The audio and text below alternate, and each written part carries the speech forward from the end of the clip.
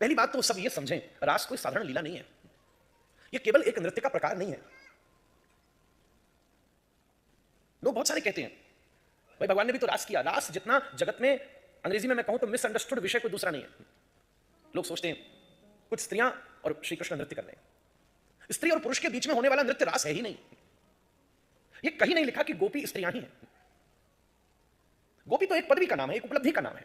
जैसे मैं कई बार दृष्टांत में कहता हूं, इस समय इस देश की जो राष्ट्रपति हैं वो एक महिला के स्वरूप में है, पर मान जी महाराज बोलते तो उनको भी राष्ट्रपति ही है, और राष्ट्रपति शब्द तो पुल्लिंग शब्द है। राष्ट्रपति एक पद का नाम है, उस पद के ऊपर स्त्री भी बैठ सकती है, पुरुष भी बैठ सकता है, और वो दोनों को ही उसी उपाधि के द्वारा बोला जाएगा। ऐसे ही गोपी भी एक उपलब्धि का नाम है। गोपी ही इंद्रिय ही कृष्ण रसम पिबति इति गोपी गोपायति स्वहृदयम कृष्ण इति गोपी। आपको जानकर आनंद आएगा, इन गोपियों में सबसे प्रधान गोपी तो स्वयं महादेव है महाराज। वो महादेव जिनको वेद भी पुरुष कहकर संबोधन करता है। सहस्त्र शीर्ष पुरुष, सहस्त्राक्ष, सहस्त्रपात। यजुर्वेद की पुरुष सूक्त की संहिता का प्रथम मंत्र कहता है सहस्त्र शीर्ष वाले पुरुष की मैं वंदना करता हूं, और वो स्वयं गोपी बनकर के आए हैं। श्री कृष्ण पुरुष हैं ऐसा भी नहीं है। ऋग्वेद त्वम स्त्री कहकर के भी संबोधन करते हैं। अगर केवल पुरुष होते तो अपन क्यों गाते त्वमेव माता? फिर तो अपन को नहीं गाना चाहिए त्वमेव माता, त्वमेव माता च पिता त्वमेव। जो श्री कृष्ण हैं किसी को नहीं पता महाराज जी कब वो राधिका हो जाते हैं, और किसी को भी नहीं पता कि कब राधा रानी श्री कृष्ण हो जाती है। रस और पात्र का जोड़ा है, आचार्यों ने कहा, कोई अंतर नहीं है।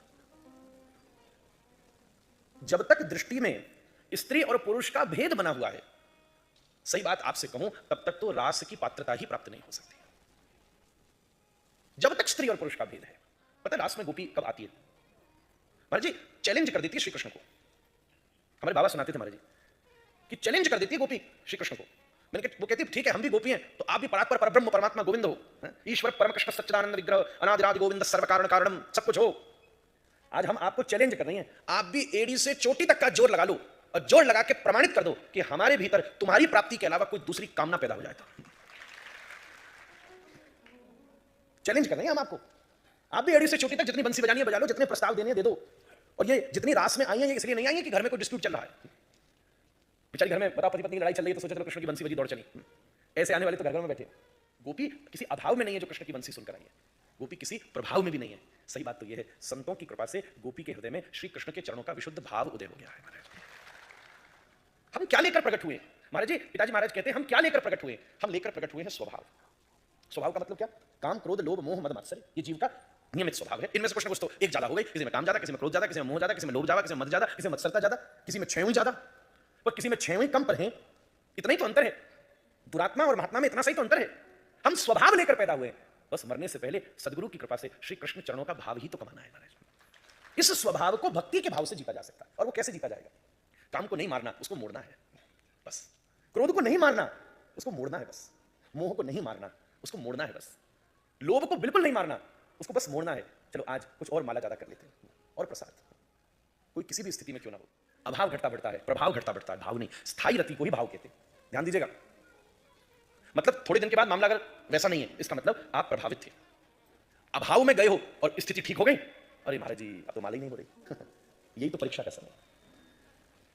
कितने कितने ऐसे जनों को मैं जानता हूं, सड़कों से महलों तक पहुंच गए, परंतु श्री अगर गोविंद देव जी की मंगला का नियम है तो आज तक चल रहा है महाराज, क्योंकि वो अभाव से नहीं जुड़े थे, वो प्रभाव से नहीं जुड़े थे। वो तो श्री गोविंद देव के चरणों में ऐसा भाव बन गया और वो आज तक निभा है। ये असली उपलब्धि है। तो बंधुओं, इसलिए तो गोपियां एक बंसी की तान में सब छोड़कर चली आई, राधा रानी के चरणों में झुककर विनती करी। गोपी कृष्ण के अंतर ध्यान होने पर पुकारती है, और जैसे ही उसका प्रेम सुर बनकर फूटता है तो गोपी गीत बनता है, और फिर उसके बाद वो प्रेम मौन साधता है। और प्रेम में मौन ज्यादा आवाज करता है।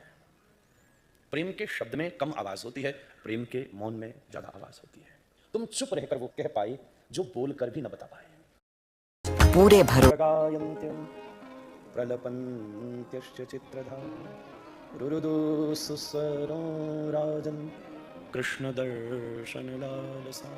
और जैसे ही रोते रोते गोपी चुप हो गई तो पीतांबर स्रगवी साक्षात मन्मथ मन्मथ, एकदम से श्री ठाकुर जी अपने ऊपर पड़े हुए पीतांबर को पलट करके प्रकट हो गए और जय जयकार हो गई। बोलिए श्री गोपीनाथ भगवान की, श्री मदन मोहन लाल की। बड़े प्रेम के साथ ठाकुर जी गोपी गोविंद का मिलन हुआ। और फिर क्या हुआ? रास रचो है, रास रचो है, रास रचो है, रास रचो है, उना किनारे शाम रास रचो है। भगवान का रस सबसे ऊंचाई पर पहुंच जाए उसी को रास कहते हैं, जहां अब ह्रास नहीं हो सकता, मतलब अब जिस अनुभव से नीचे ही नहीं आया जा सकता, जो कभी समाप्त ही नहीं हो सकता, बार बार स्वतः रूप से अब उसका ऐसे ही अनुभव होता रहे, उसी का नाम दिव्य रास है। हमें श्री ठाकुर जी की किसी भी लीला में छिद्रान्वेषण करने का कोई अधिकार नहीं है, या तो हमें उसका पूर्ण अनुभव हो, अपन जानकारी तो ले लें। आपकी श्रद्धा है, आपको मुबारक, श्रद्धा नहीं है कोई बात नहीं, परंतु कम से कम अपन निंदा करने से बचें, ये बड़ी बात है। किसी छोटे से बच्चे को सितार दे दोगे तो खेल लेगा, पर संगीत तो पैदा नहीं कर सकता। पर हां, बच्चे रहते हुए उसको यह एहसास भी नहीं होगा, और कुछ समय में जब बड़ा हो जाएगा तब उसे पता चलेगा, अरे मैं जिसे खिलौना समझ रहा था वो तो साक्षात संगीत का आसन है, सितार है, जहां से संगीत प्रकट होता है। ठाकुर जी की रासलीला साधारण लोगों के लिए नहीं है, ये तो बड़े बड़े योगी व्रती भी इसके लिए तरसते हैं। ब्रज उस रस में सदा डूबा है।